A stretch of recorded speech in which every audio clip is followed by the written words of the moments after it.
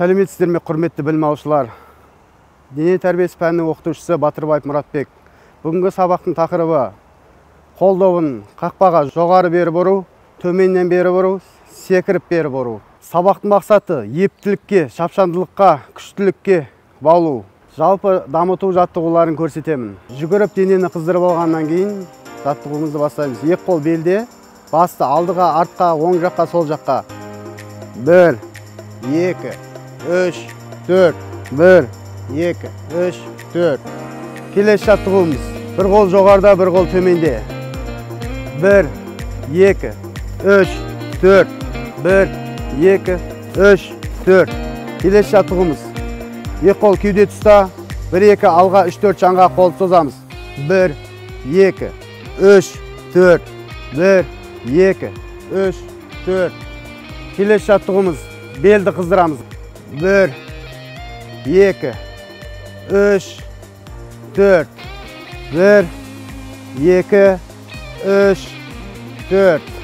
Келесі жаттығуымыз. Қолдарды жақсылап қыздырамыз. Айналдыра қыздырамыз. 1, 2, 3, 4. 1, 2, 3, 4. Келесі жаттығуымыз. Тізені қыздырамыз. Айналдыра қыздырамыз. 1, 2, 3, 4. Келесі сыртқа айналдырып қыздырамыз. 1, 2, 3, 4. Келесі жаттығу. Аяқты қыздырамыз. Оң жаққа, сол жаққа созыламыз.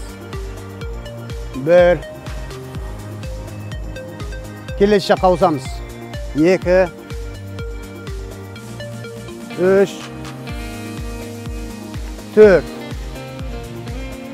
Енді допты қақпаға жоғардан лақтыру.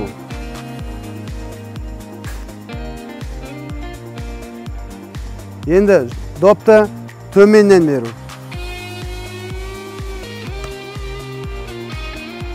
Келесі допты жоғардан секіріп беру.